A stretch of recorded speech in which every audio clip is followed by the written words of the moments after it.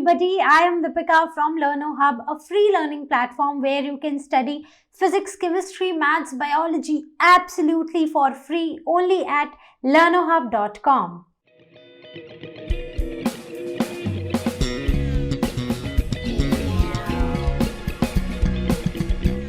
तो बच्चों, आज हम स्टार्ट करने वाले हैं क्लास 11 बायोलॉजी के नेक्स्ट चैप्टर के एनसीईआरटी सॉल्यूशंस और चैप्टर का नाम है डाइजेशन एंड एब्जॉर्प्शन। तो टोटल है 15 क्वेश्चंस और आज हम सभी के सभी क्वेश्चंस को करेंगे एकदम फिनिश। तो चलिए स्टार्ट करते हैं अपने क्वेश्चंस के साथ।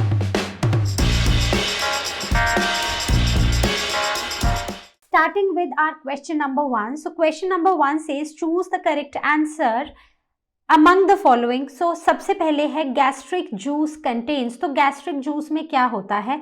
तो हमारे पास 4 ऑप्शंस हैं। फर्स्ट है पेप्सिन, लाइपेज, रेनिन। सेकंड है ट्रिप्सिन, लाइपेज, रेनिन। थर्ड है trypsin, pepsin, lipase and fourth is trypsin, pepsin, rennin. बड़े ही सिमिलर से नाम है ना? तो चलो देखते हैं कौन सा ऑप्शन करेक्ट है। तो अगर हम गैस्ट्रिक जूस की बात करें तो गैस्ट्रिक जूस कहाँ पर सिक्रीट होता है? हमारे स्टमक में, राइट, करेक्ट। तो इसके जो 3 कंपोनेंट्स हैं, इनमें जो 3 एंजाइम्स होते हैं, they are pepsin, lipase and rennin. तो अगर हम पेप्सिन की बात करते हैं तो पेप्सिन एक इनएक्टिव फॉर्म में सिक्रीट होता है। कौन सी होती है वो inactive form? That is pepsinogen. अब ये जो पेप्सिनोजन होता है ये एक इनएक्टिव फॉर्म होती है ऑफ पेप्सिन, और पेप्सिन का काम है प्रोटीन्स की डाइजेशन करना हमारे स्टमक में, right. So protein digestion starts where? In the stomach, correct. तो यहाँ पर जो गैस्ट्रिक जूस में जो हमारे स्टमक में HCl सिक्रीट होता है वो HCl पेप्सिनोजन को कन्वर्ट करता है पेप्सिन में, और फिर उसके बाद पेप्सिन करता है प्रोटीन की डाइजेशन। दूसरा है जो दूसरा एंजाइम जो प्रेजेंट है हमारे गैस्ट्रिक जूस में, दैट इज लाइपेज। अब लाइपेज का क्या काम है? लाइपेज फैट्स को कन्वर्ट करता है फैटी एसिड्स में, क्लियर। और जो हमारा तीसरा एंजाइम है दैट इज रेनिन। तो इसका मतलब जो करेक्ट ऑप्शन है वो है 1। तो रेनिन क्या करता है? रेनिन मिल्क को कोआगुलेट करता है। ये बेसिकली एक प्रोटियोलिटिक एंजाइम है जो कि हमारे गैस्ट्रिक जूस में प्रेजेंट होता है। तो ये हो गए हमारे 3 एंजाइम्स जो कि किस में प्रेजेंट है? हमारे गैस्ट्रिक जूस में। नेक्स्ट बी क्वेश्चन है। So the B part is Succus entericus is the name given to. तो जो Succus entericus है वो किसको नाम दिया जाता है? तो फर्स्ट ऑप्शन है हमारी a junction between ileum and large intestine or intestinal juice. Third option is swelling in the gut and fourth is appendix. तो Succus entericus किसको नाम दिया जाता है? तो it is another name of our intestinal juice. तो ये जो intestinal juice है इसको सिक्रीट करते हैं intestinal glands, और इस intestinal juice में अलग अलग तरह के enzymes होते हैं जैसे कि maltase, lipase, peptidase, right, और nucleosidase, right, SIDASE, right. So these are the different enzymes which are present in our intestinal juice, correct. Okay, तो अब देखते हैं अपना question number 2. Question number 2, match the column 1 with the column 2. Column 1 says bilirubin and biliverdin, hydrolysis of starch, digestion of fats, salivary glands. So, and in column 2 we have parotid, we have bile, we have lipase and we have amylase. तो सबसे पहले है bilirubin and biliverdin. What are they? They are related to bile because they are what? They are the bile pigments, right? So the color of this pigment is orange and biliverdin is green, correct. So both of them, they are stored in bile. And they are stored in gallbladder, right? So they are also stored in gallbladder. Now the second one is hydrolysis of starch. Now who does the hydrolysis of starch? Parotid. What is parotid? It is basically a gland, right? Lipase करता है hydrolysis of starch और amylase. So amylase is responsible for the hydrolysis of starch. Salivary amylase, right? So starch, the digestion of carbohydrates, it starts in mouth, किससे? Salivary amylase which is an enzyme secreted by salivary glands. Okay, third one is digestion of fats. तो अगर हम digestion of fats की बात करें तो parotid gland करता है या लाइपेज करता है?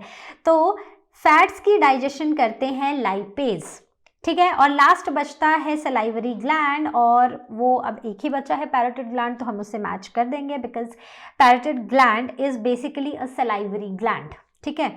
ओके, तो I hope this question is clear to everyone. Question number 3 answer briefly. तो 2-3 पार्ट्स हैं. सबसे पहले है why are villi which are present in the small intestine not in stomach? तो विलाय जो हैं वो स्मॉल इंटेस्टाइन में ही क्यों होते हैं, स्टमक में क्यों नहीं होते हैं? तो एक फंक्शन है स्मॉल इंटेस्टाइन का जो कि स्टमक का नहीं है. क्या है वो? अगर हम डाइजेशन एब्जॉर्प्शन की बात कर रहे हैं तो digestion happens both in stomach and small intestine, but absorption takes place only in small intestine. तो यहाँ पर ना स्मॉल इंटेस्टाइन में we need large surface area, ताकि जितना भी खाना डाइजेस्ट हुआ है वो सारा का सारा जब तक वो स्मॉल इंटेस्टाइन से वो निकले तब तक वो सारा का सारा एब्जॉर्ब हो जाए. So villi it increases the surface area for digestion as well as for the absorption of food. जैसे कि आप ये देख रहे हो तो ऐसे स्मॉल फिंगर लाइक प्रोजेक्शंस होते हैं throughout our small intestine, ठीक है. तो लार्ज इंटेस्टाइन होती है, राइट, और उसके अंदर ऐसे कॉम्पैक्टली अरेंज होती है स्मॉल इंटेस्टाइन. तो ये देखने को बहुत छोटी होती है, लेकिन अगर हम इसकी लेंथ देखें ना तो ये बहुत लंबी है, और इसके अंदर ऐसे स्मॉल फिंगर लाइक प्रोजेक्शंस होते हैं जो खाने को डाइजेस्ट भी करते हैं और खाने को एब्जॉर्ब भी करते हैं. B part is how does pepsinogen change into its active form. तो पेप्सिनोजन जो कि एक एंजाइम है, कैसा एंजाइम है? It is an inactive enzyme, right. तो इनएक्टिव है तो ये अपना काम तो करेगा नहीं, ठीक है. तो ये एक ऐसा इनएक्टिव एंजाइम है जिसको एक्टिव फॉर्म में कन्वर्ट करना है. तो वह कैसे होता है?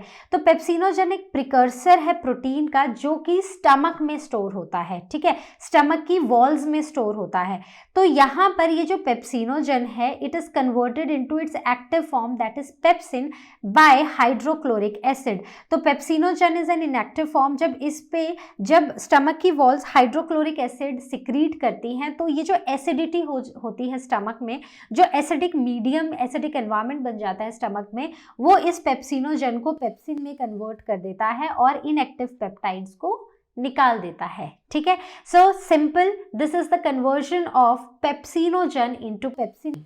Okay, now the third part of the question number 3, and the question is what are the basic layers of the walls of alimentary canal. तो elementary canal जो है उसकी बेसिक लेयर्स क्या हैं, मतलब एलिमेंट्री कैनाल कितनी लंबी है? It starts from mouth and ends till anus, right. तो इसकी जो वॉल है ना उसमें 4 लेयर्स हैं हमारे पास, ठीक है. तो पहली लेयर है आउटर मोस्ट इज सेरोसा, उसके बाद आती है मस्कुलरिस, उसके बाद आती है सब म्यूकोसा, और जो 4th लेयर है दैट इज म्यूकोसा, ठीक है. और बीच में क्या है? बीच में आता है ल्यूमेन, करेक्ट. तो अगर हम सेरोसा की बात करें तो ये हमारी आउटर मोस्ट लेयर है जो कि बनी होती है कनेक्टिव टिश्यू से और मीजोथेलियम से, ठीक है. उसके बाद आती है मस्कुलरिस. तो मस्कुलरिस कुछ इनर सर्कुलर और आउटर लॉन्गिट्यूडनल लेयर से बनी होती है.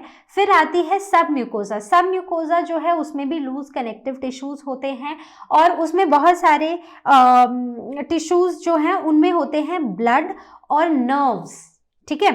उसके बाद हमारा लास्ट आता है म्यूकोसा. तो म्यूकोसा हमारी इनर मोस्ट लेयर है, ठीक है. तो अगर हम सबसे अंदर वाली लेयर की बात करें, ये वाली जो हमें दिखाई दे रही है, ठीक है, तो ये वाली लेयर कौन सी है? This is mucosa, right. तो ये इनर मोस्ट है. अब ये जो इनर मोस्ट लेयर है ना इसके बाद तो सीधा ल्यूमेन ही है, करेक्ट. तो ये जो इनर मोस्ट लेयर है, तो जैसे कि आप यहाँ पर देख पा रहे हो इसमें ना इरेगुलर फोल्ड्स हैं, ठीक है.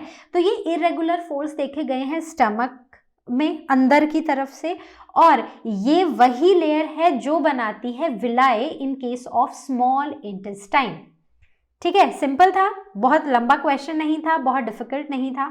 So this is the innermost, submucosa is the second from inside, then muscularis is the third from inside, and serosa is 4th from inside, ठीक है. Now the question number 3 D part. So this question says how does bile help in digestion of fats? तो bile कैसे help करता है fats की digestion में? तो bile क्या है? बाइल एक डाइजेस्टिव जूस है जो कि लिवर सिक्रीट करता है। तो bile is secreted by liver and it is stored in gall bladder. Clear? अब बाइल जो है, बाइल में होते हैं कुछ बाइल सॉल्ट्स जैसे बिलिरुबिन एंड बिलिवर्डिन, हमने पहले भी पढ़ा है इसके बारे में। तो अब ये जो बाइल है ना, it helps in the emulsification of fats. Basically ये बड़े बड़े फैट्स के मॉलिक्यूल्स को छोटे छोटे फैट के मॉलिक्यूल्स में कन्वर्ट कर देता है, ताकि पैनक्रियाटिक एंजाइम्स, जो एंजाइम्स पैनक्रियाज से आ रहे हैं स्मॉल इंटेस्टाइन में, वो एंजाइम्स इन फैट्स के ऊपर एक्ट कर सकें। ठीक है? तो अब एक बड़ा सा फैट है, उससे ज़्यादा अगर वो छोटे छोटे पीसेस में टूट गया, ये बड़ा सा है, ये छोटे छोटे पीसेस में, ये हो गई फैट्स की emulsification, just to explain. Okay? तो यहाँ पर क्या होता है कि जो एंजाइम है लाइपेज, तो बाइल क्या करेगा, सबसे पहले खाना जब स्टमक से आया था तो वो था बहुत ज़्यादा एसिडिक, क्योंकि वहाँ पर HCl सिक्रीट हुआ था। तो सबसे पहले ये जो बाइल है ना, जब ये सिक्रीट होता है, सबसे पहले तो ये उस पूरे जो हमारा मिक्सचर है ना, उसको बना देता है अल्कलाइन। ठीक है? अब जब ये अल्कलाइन हो जाता है तो एंजाइम लाइपेज एक्ट करता है इन एमल्सिफाइड फैट्स के ऊपर और इनका फर्दर ब्रेकडाउन करता है into fatty acids and glycerol. Clear? Question number 4. Question number 4 says state the role of pancreatic juice in the digestion of proteins. तो ये जो पैनक्रियाटिक जूस है, ये कैसे प्रोटीन्स की डाइजेशन में हेल्प करता है? तो सबसे पहली बात, पैनक्रियाटिक जूस कौन सिक्रीट कर रहा है? सीधी सी बात है, नाम ही बता रहा है, पैनक्रियाज कर रहे हैं। और कहाँ कर रहा है? तो this is secreted in small intestine. Correct? Now ये जो पैनक्रियाटिक जूस है, इसमें बहुत ज़्यादा इनएक्टिव एंजाइम्स देखे गए हैं। For example chymotrypsinogen, trypsinogen, procarboxypeptidase, lipase, nuclease, amylase, तो बहुत सारे एंजाइम्स हैं, लेकिन सारे के सारे किस फॉर्म में हैं? इनएक्टिव फॉर्म में हैं। तो इसका मतलब है कि पहले इन एंजाइम्स को हमें एक्टिवेट करना पड़ेगा। तो यहाँ पर एक एंजाइम आता है, दैट इज एंटेरोकाइनेज। ये जो एंजाइम है, it is produced by intestinal mucosa. तो म्यूकोसा लेयर है इंटेस्टाइन की, वो प्रोड्यूस करेगी एंजाइम एंटेरोकाइनेज। ठीक है? कौन सा एंजाइम? ये वाला एंजाइम। तो ये जो एंजाइम है, ये ट्रिप्सिनोजन, जहां पर जन लगा है, इसका मतलब कि वो इनएक्टिव फॉर्म है एंजाइम की। ठीक है? तो जब एक्टिवेट हो जाएगा तो OGEN कट जाएगा और it will lead to the formation of the active form of enzyme that is trypsin, और inactive peptide जो है वो eliminate हो जाएगा इससे। ठीक है? तो अब हमारे पास ट्रिप्सिन तो आ गया। अब ये जो ट्रिप्सिन है, ये प्रोटीन्स पे एक्ट करेगा, हमको पता है, लेकिन ये जो ट्रिप्सिन है, ये फर्दर एक्टिवेट करेगा हमारे काइमोट्रिप्सिनोजन को। तो this is the inactive form. Trypsin will act on this and it will convert it into chymotrypsin, which is the active form. Now there are proteins. ठीक है? प्रोटीन्स के ऊपर एक्ट करेंगे chymotrypsin, और काइमोट्रिप्सिन जो है वो इन प्रोटीन्स को ब्रेक कर देंगे इनटू पेप्टाइड्स। क्लियर? अब पेप्टाइड्स जो हैं, अब प्रोटीन्स के भी छोटे छोटे फॉर्म्स आ गए हमारे पास, प्रोटीन्स भी ब्रेक डाउन हो गए। पेप्टाइड्स पे फर्दर एक्ट करेगा कार्बोक्सी पेप्टाइडेज, जो कि इनको फर्दर ब्रेक कर देगा स्मॉलर पेप्टाइड्स में और अमाइनो एसिड्स में। तो ऐसे होती है पैनक्रियाटिक जूस के थ्रू प्रोटीन्स की डाइजेशन हमारे स्मॉल इंटेस्टाइन में। Now the question number 5. So question number 5 says describe the process of digestion of proteins in stomach. तो हमने ये पढ़ा है कि डाइजेशन जो है खाने की, वो माउथ में ही स्टार्ट हो जाती है, लेकिन माउथ में सिर्फ स्टार्च की डाइजेशन स्टार्ट होती है, कार्बोहाइड्रेट्स की डाइजेशन स्टार्ट होती है, लेकिन बाकी सारी डाइजेशन जो है वो फर्दर हमारे पार्ट्स में स्टार्ट होती है, एलिमेंट्री कैनाल के। तो जब खाना माउथ से स्टमक में पहुंचता है तो वहां पर स्टार्ट होती है प्रोटीन्स की digestion. This means the digestion of proteins, it starts in stomach, right? तो अब स्टमक की अगर हम बात करें तो यहाँ पर क्या सिक्रीट होता है? जो वॉल्स हैं वो सिक्रीट करती हैं गैस्ट्रिक जूस। अब ये जो गैस्ट्रिक जूस है ना, इसमें क्या क्या होता है?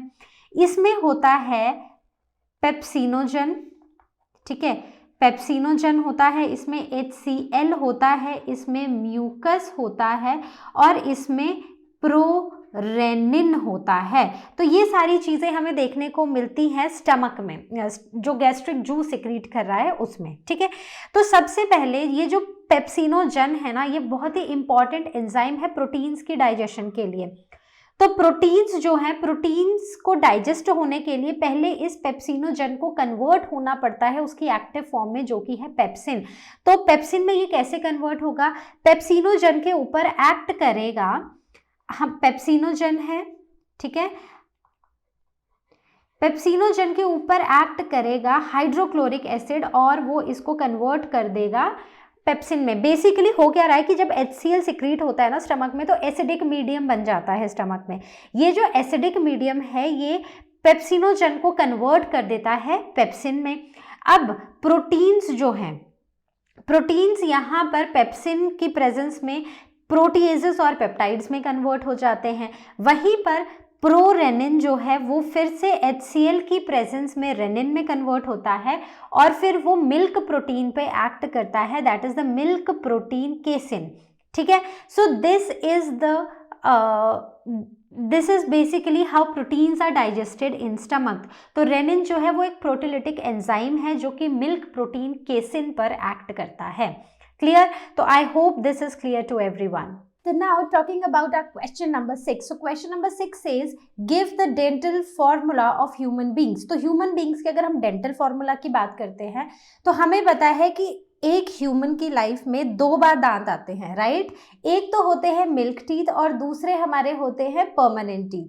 तो मिल्क टीथ जब आते हैं छोटे छोटे बच्चों में आने शुरू होते हैं, जब बच्चा कुछ महीने का होता है एंड अराउंड 7-8 ईयर्स में वो गिर के नए आना शुरू हो जाते हैं, मतलब परमानेंट टीथ आना शुरू हो जाते हैं। तो ये मिल्क टीथ जो होते हैं ये कितने होते हैं, तो अगर हम दांतों की बात करें तो जब भी हम डेंटल फॉर्मूला लिखते हैं तो डेंटल फॉर्मूला में एक चीज़ ध्यान रखनी है कि एक अपर जॉ है, एक लोअर जॉ है। अब जब हम डेंटल फॉर्मूला लिख रहे हैं तो हम एक ही जॉ की बात करेंगे और एक जॉ में भी आधे जॉ की बात करेंगे, पूरे जॉ की बात नहीं करेंगे, ठीक है। जैसे मान लो कि ये लोअर जॉ है, ठीक है, अब इसमें भी ना हम आधे जॉ की बात कर रहे हैं। तो हम देखते हैं कि कितने टीथ होते हैं। सबसे पहले आते हैं आगे वाले 2, ठीक है, जो आगे हमें बड़े से 4 दिखाई देते हैं, तो हम आधे की बात कर रहे हैं, तो हम से लेफ्ट साइड की बात कर रहे हैं तो हम 2 ही लेंगे, ठीक है। सो वील टेक 2, ठीक है। तो मतलब कि इंसीजर्स हैं 2, ठीक है। एक आता है एक पॉइंटेड टीथ, इंसीजर्स के आगे एक पॉइंटेड टीथ आता है जिसको हम बोलते हैं केनाइन। वो होता है एक जॉ के आधे पार्ट में एक ही होता है, right. So this is canine. उसके बाद आते हैं प्रीमोलर्स। प्रीमोलर्स अगर हम बच्चों की बात करें तो बच्चों में प्रीमोलर्स नहीं होते हैं, so that is 0। And finally comes molars. तो मोलर्स कितने आते हैं बच्चों में? 2 आते हैं, ठीक है। So these are molars. So if you talk about 1/2 of किसी भी एक जॉ का दांतों के बारे में, so that will be 2102 and it is very important to mention this 0 also, ठीक है। मान लिया कि दांत नहीं है लेकिन लिखना ज़रूरी है, ठीक है। वैसे ही नीचे वाले जॉ में के आधे हाफ में भी यही होगा, मतलब हाफ पोर्शन में, हाफ जॉ में 2 इंसीजर्स होंगे, एक केनाइन होगा, प्रीमोलर्स एब्सेंट होंगे और मोलर्स होंगे। So when you will multiply this by 2, ठीक है, जब आप इसको 2 से मल्टीप्लाई करोगे तो वो आपको पूरे ऊपर वाले दांत दे देगा टोटल कितने हैं, और जब नीचे वाले को भी 2 से मल्टीप्लाई करोगे वो भी आपको टोटल पूरे दांत बता देगा कि लोअर जॉ में कितने दांत हैं। And when you will add them it will come out to be 20। तो बच्चों में जो मिल्क टीथ आते हैं दैट इज टोटल आते हैं 20, ठीक है। सो दूसरे आते हैं परमानेंट टीथ। तो अगर हम परमानेंट टीथ की बात करते हैं तो परमानेंट टीथ फिर से एक जॉ के आधे की बात करेंगे, ठीक है, हाफ जॉ। तो 2 हैं इंसीजर्स, एक है केनाइन। अब यहाँ पर प्रीमोलर्स आते हैं, परमानेंट टीथ जब आते हैं तो प्रीमोलर्स आते हैं। तो this is the premolar, right, 2 premolar हैं और फाइनली 3 मोलर्स आते हैं पीछे, ठीक है। तो वही है this is the upper jaw, उसका half jaw, this is the lower jaw का हाफ जॉ, ठीक है। Now multiply all of them तो you will get total number of 32 teeth. और हमें पता है 32 दांत, अपनी 32 ही मत दिखाओ, ठीक है। तो कितने दांत होते हैं परमानेंट टीथ में? हमारे पास होते हैं 32 टीथ, ठीक है। तो I hope this is clear. तो जब भी हम लिखेंगे रिमेंबर एक ही जॉ की बात कर रहे हैं, ठीक है। एक जैसे अब यहाँ पर वैसे दोनों जॉ की बात हो रही है, लेकिन ऊपर जब हम बात कर रहे हैं तो ऊपर एक ही जॉ लिख रहे हैं और उसका भी हाफ पोर्शन, और फाइनली उसको मल्टीप्लाई कर दे रहे हैं, ठीक है। तो जब भी डेंटल फॉर्मूला आपको ह्यूमन बींग्स का पूछा जाएगा, आप हमेशा पहले मिल्क टीथ के बारे में बताओगे, फिर परमानेंट टीथ के बारे में बताओगे। Clear? Now the question number 7. Question number 7 says bile juice contains no digestive enzymes yet it is important for digestion. Why? तो ये बोल रहे हैं कि bile juice की अगर हम composition देखें ना, तो हमें इसमें कोई digestive enzymes देखने को नहीं मिलता है, ठीक है। इसमें कुछ सिक्रीशंस ही देखने को मिलती है, लेकिन हम ये बोलते हैं कि डाइजेशन के लिए बाइल जूस बहुत ही इंपॉर्टेंट है। ऐसा क्यों है? तो अगर हम बाइल जूस की बात करते हैं तो बाइल जूस को सिक्रीट करता है लिवर, जिसमें कोई भी डाइजेस्टिव एंजाइम्स नहीं होते हैं। फिर अब ये जो बाइल जूस है ना, ये इंपॉर्टेंट रोल भी प्ले करता है फैट्स की डाइजेशन में। वो इसलिए क्योंकि बाइल जूस में होते हैं कुछ बाइल सॉल्ट्स, जैसे कि बिलिरुबिन एंड बिलिवर्डन। अब ये जो सॉल्ट्स होते हैं ना, ये क्या करते हैं, ये बड़े बड़े फैट्स के जो मॉलिक्यूल्स होते हैं उनको ब्रेक डाउन कर देते हैं छोटे छोटे फैट्स के मॉलिक्यूल्स में, that is emulsification of fats, ठीक है। अब जब ये फैट्स की इमल्सिफिकेशन होती है तो अब ये छोटे छोटे हो जाते हैं, इनका सरफेस एरिया बढ़ जाता है। अब इन छोटे छोटे ग्लोब्यूल्स के ऊपर एक्ट करते हैं पेनक्रियाटिक एंजाइम्स, जो कि पेनक्रियाज सिक्रीट करते हैं, और उनसे मिलते हैं हमें उससे होता है फैट्स का डाइजेशन। और फाइनली बाइल जूस का एक और काम भी है। बाइल जूस का क्या काम है? बाइल जूस का काम है कि जो खाना एसिड के साथ मिक्स होके आया था ना स्टमक से स्मॉल इंटेस्टाइन में, अब वो बहुत एसिडिक है, तो उसको अल्कलाइन बनाना, ताकि ये जो फैट्स ब्रेक हुए हैं, ये जो बड़े बड़े फैट्स के मॉलिक्यूल छोटे छोटे फैट के मॉलिक्यूल्स में ब्रेक हुए हैं, जो फैट्स की एमल्सिफिकेशन हुई है, इनके ऊपर लाइपेज एक्ट कर सके। तो ये सारा का सारा काम किसका है? बाइल जूस का। तो देखो, एज सच कोई डाइजेस्टिव एंजाइम्स नहीं है, लेकिन एक तो ये मीडियम को अल्कलाइन कर रहे हैं, और दूसरा ये फैट्स की मल्सिफिकेशन कर रहे हैं, और एक्टिवेट कर, अल्कलाइन मीडियम होने से ये एक्टिवेट कर रहे हैं एंजाइम लाइपेज को, जो फर्दर फैट्स की डाइजेशन करेगा into fatty acids and glycerol. Correct? So simple to understand. Let's see our next question. Now comes the question number 8. So question number 8 says describe the digestive role of chymotrypsin. Which two other digestive enzymes are of the same category as secreted by its source gland? तो अगर हम chymotrypsin की बात करें तो ये इसको secrete करता है पैनक्रियाज, और पैनक्रियाज जब इसको सिक्रीट करता है तो ये काइमोट्रिप्सिनोजन नहीं होता है, ठीक है। सॉरी, काइमोट्रिप्सिन नहीं होता है, जो कि एक्चुअली एक एक्टिव फॉर्म है। It is in the inactive form, जो कि है chymotrypsinogen.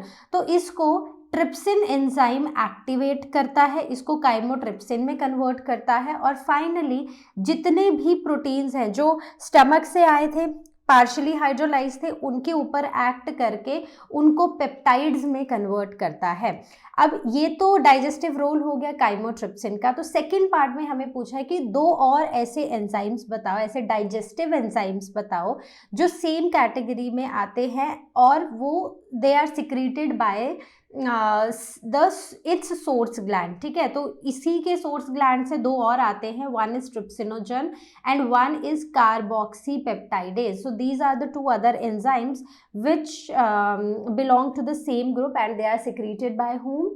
They all of them are secreted by pancreas. ठीक है। So now the question number 9. Question number 9 says how are polysaccharides and disaccharides digested? तो polysaccharides और disaccharides कैसे digest होते हैं? तो ये क्या है, पॉलीसेक्राइड और डाइसेक्राइड, ये हैं क्या? These are the carbohydrates. So basically हम कार्बोहाइड्रेट्स की डाइजेशन के बारे में हमसे यहाँ पर पूछा गया है। तो हमें पता है कि जैसे ही हम खाना खाते हैं, खाना हमारे माउथ में जाता है, तो वहाँ पर हमारा खाना मिक्स हो जाता है सलाइवा के साथ, और सलाइवा में होते हैं सलाइवरी अमाइलेज, राइट? वहाँ से ये डाइजेशन स्टार्ट होती है, ठीक है। तो सबसे पहले बात करते हैं माउथ की। तो माउथ में ये डाइजेशन स्टार्ट होती है जहाँ पर स्टार्च के ऊपर एक्ट करता है enzyme salivary amylase at pH 6.8, ठीक है। अब इसमें ये कन्वर्ट हो जाता है माल्टोज में, ठीक है। तो ये छोटे छोटे फॉर्म्स में कन्वर्ट हो जाता है, माल्टोज की फॉर्म में आ जाता है स्टार्च। अब ये जो pH है ना, ये बहुत क्रिटिकल है इस एंजाइम के एक्शन के लिए। अगर इस pH में थोड़ा सा भी चेंज आता है, एसिडिक हो जाती है या एल्कलाइन हो जाती है, तो ये जो बहुत ज़्यादा एल्कलाइन, बहुत ज़्यादा एसिडिक, तो ये एक्ट नहीं करेगा एंजाइम, ठीक है। तो अब क्या होता है, खाना ईसोफेगस के थ्रू आता है स्टमक में। तो जब तक ईसोफेगस में है तब तक pH चेंज नहीं हुआ है, इसलिए डाइजेशन चलती रहती है बाय अमाइलेज। अब जब खाना आता है स्टमक में, तो हमें पता है कि स्टमक में सिक्रीट होता है क्या सिक्रीट होता है? HCl। तो HCl ना इस पूरे मीडियम को बना देता है एसिडिक। तो यहाँ पर सलाइवरी अमाइलेज का जो एक्शन है ना, वो हो जाता है स्टॉप, ठीक है। तो इसका मतलब है माउथ में डाइजेशन स्टार्ट हुई, फिर स्टमक में नहीं होगी। अब जब ये खाना जाएगा स्मॉल इंटेस्टाइन में, तो वहाँ पर फिर से स्टार्च की डाइजेशन स्टार्ट होगी।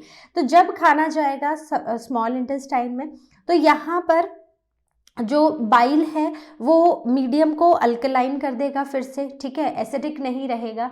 तो अब यहाँ पर क्या होगा, पेनक्रियाज से आएगा पेनक्रियाटिक अमाइलेज, और ये एक्ट करेगा इन पॉलीसेक्राइड्स के ऊपर, ठीक है, और इनको कन्वर्ट कर देगा डाइसेक्राइड्स में। अब फर्दर मतलब जो हमारा स्मॉल इंटेस्टाइन है, वहाँ पर दो तरह से सिक्रीशंस आती हैं, ठीक है।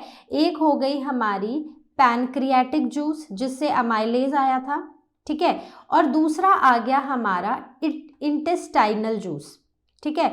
दूसरा कौन सा आ गया? Intestinal juice. अब ये जो इंटेस्टाइनल जूस है ना, इसमें और तरह के एंजाइम्स होते हैं, जैसे मॉल्टेज, लैक्टेज, सुक्रेज।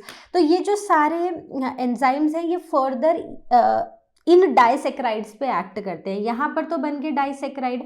अब अगर आप इन सब का स्ट्रक्चर देखो ना, ये सारे के सारे डाइसेक्राइड्स हैं, ठीक है। तो ये सारे के सारे क्या हैं? ये डाइसेक्राइड्स हैं। तो माल्टोज जो है उस पर मॉल्टेज एक्ट करेगा, बहुत ही सिंपल है, याद रखना भी।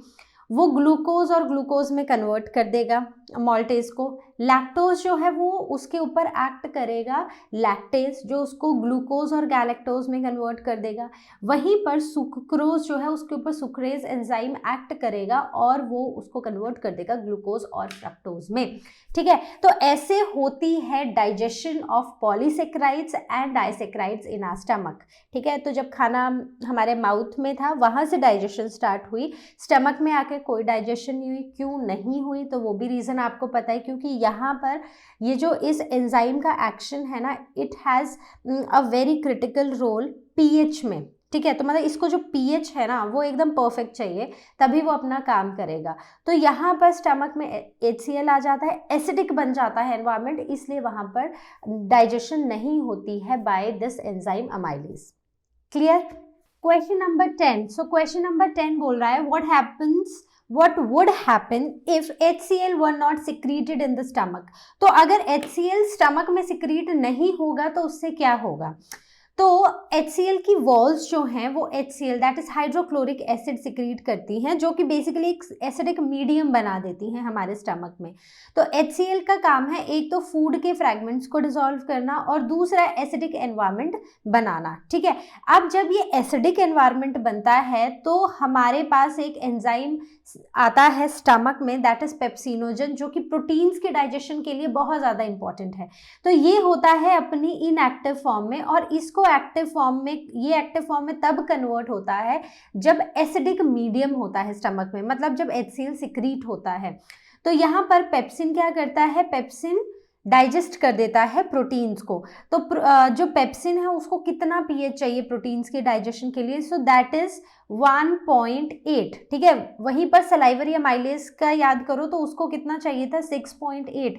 तभी तो जब वो स्टमक में आता है तो पीएच इतना कम हो गया होता है कि वो एक्ट ही नहीं, मतलब वो डाइजेशन कर ही नहीं पाता है, ठीक है। और एक और काम है HCl का, वो ये कि जब हम खाना खाते हैं, खाने के साथ कई बार क्या आ जाते हैं, कुछ पैथोजेंस आ जाते हैं, ठीक है। खाना कहीं बाहर खाया, खराब था, या कोई भी पैथोजेंस थे उसके ऊपर, तो जब खाना हमारे स्टमक में आता है और ये एसिडिक मीडियम होता है, सी 1.8 is a very low pH, ठीक है, बहुत ज़्यादा एसिडिक मीडियम है, तो यहाँ पर वो पैथोजेंस जो हैं वो भी मर जाते हैं HCl के प्रेजेंट होने की वजह से।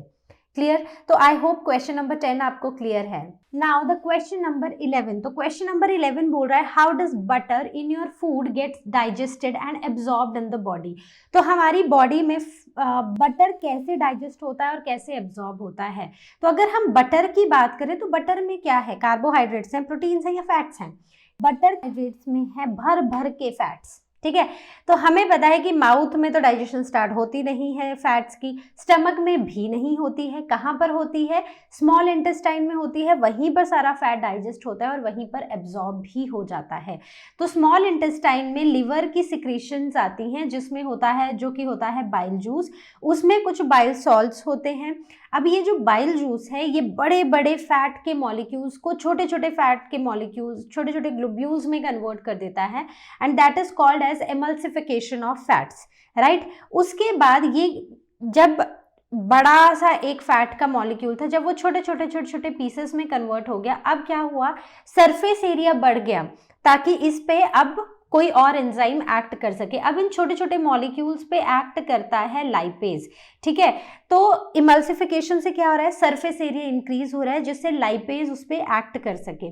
तो पैनक्रियाटिक लाइपेज जो है it is present in pancreatic juice, और दूसरा आता है इंटेस्टाइनल लाइपेज जो कि इंटेस्टाइनल जूस में होता है। तो यहाँ पर फैट के मॉलिक्यूल्स जो हैं फैट मतलब ये हाइड्रोलाइज कर देते हैं फैट्स के मॉलिक्यूल्स को इनटू ट्राइग्लिसराइड्स, डाइग्लिसराइड्स, मोनोग्लिसराइड्स, और फाइनली ये बना देते हैं ग्लिसरॉल, ठीक है। तो फैट्स की जब हम अल्टीमेट डाइजेशन लिखते हैं तो हम क्या लिखते हैं? We write it as fatty acids and glycerol, ठीक है। तो I hope this is clear. तो क्वेश्चन नंबर 11 का सेकंड पार्ट है फैट्स की एब्जॉर्प्शन। तो अगर हम फैट्स की बात करें तो वो हाइड्रोलाइज हो जाते हैं ग्लिसरॉल और फैटी एसिड्स में। अब जो ये हाइड्रोलाइज्ड प्रोडक्ट्स हैं ना, ये वाटर सॉल्युबल होते हैं, तो ये डायरेक्टली ब्लड में एब्जॉर्ब नहीं होते हैं। तो इनको पहले स्मॉल छोटे छोटे ड्रॉपलेट्स में इनकॉर्पोरेट किया जाता है जिनको मीजल्स बोलते हैं।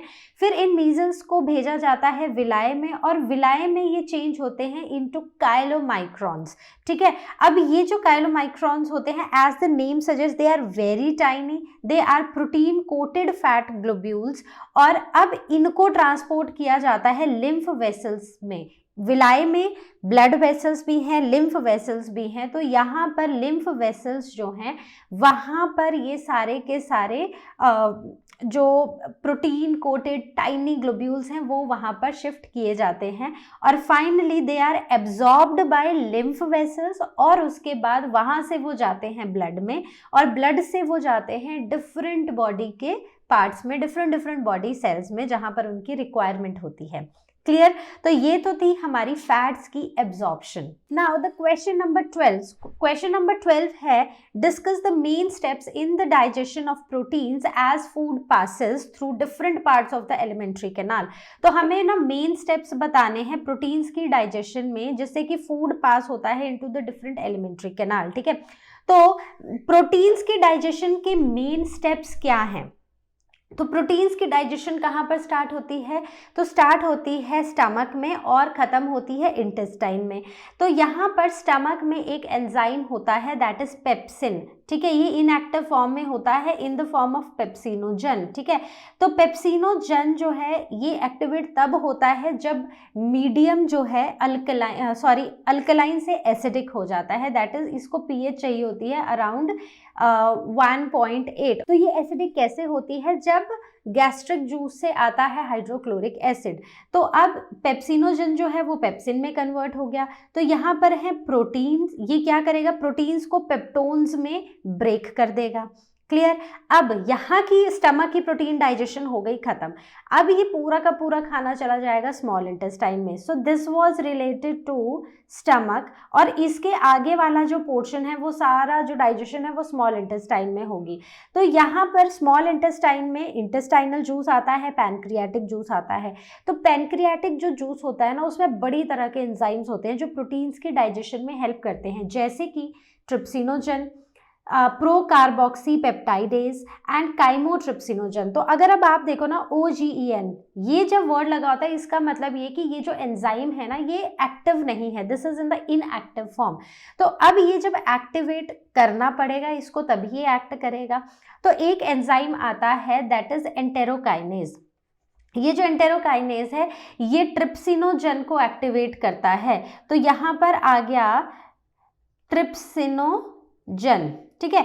इसके ऊपर ये एंजाइम एक्ट करेगा और ये इसको ट्रिप्सिन में कन्वर्ट कर देता है।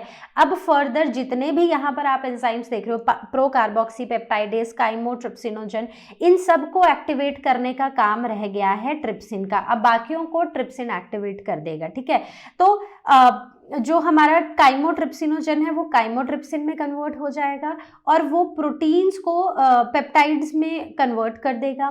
फिर प्रोकार्बोक्सी पेप्टाइडेज जो है वो कन्वर्ट हो जाएगा किस में, वो हो जाएगा कार्बोक्सी पेप्टाइडेज में, और वो कन्वर्ट कर देगा इन पेप्टाइड्स को जो काइमोट्रिप्सिन ने बनाए थे उनको कन्वर्ट कर देगा पॉलीपेप्टाइड चेन्स में, not polypeptide but peptide chains में, छोटी छोटी पेप्टाइड चेन्स में और अमाइनो एसिड्स में। तो इस तरह हमारे प्रोटीन्स की डाइजेशन खत्म हो जाएगी स्मॉल इंटेस्टाइन में। तो बेसिकली ये जो क्वेश्चन है ना, हमने same I guess question number 4 में हमने पढ़ा है, जहाँ पर हमने प्रोटीन्स की डाइजेशन को डिस्कस किया था। तो वहाँ पर हमने ये पूरे रिएक्शंस की फॉर्म में पढ़ा है, ठीक है। तो it is almost the same question, ठीक है। वहाँ पर शायद सिर्फ स्मॉल इंटेस्टाइन में पूछा गया था, आई डोंट रिमेंबर, बट शायद सिर्फ स्मॉल इंटेस्टाइन में पूछा गया था, ठीक है। तो यहाँ पर कंप्लीट डाइजेशन पूछी गई है कि through out the alimentary canal कहाँ पर डाइजेशन होती है और कैसे होती है।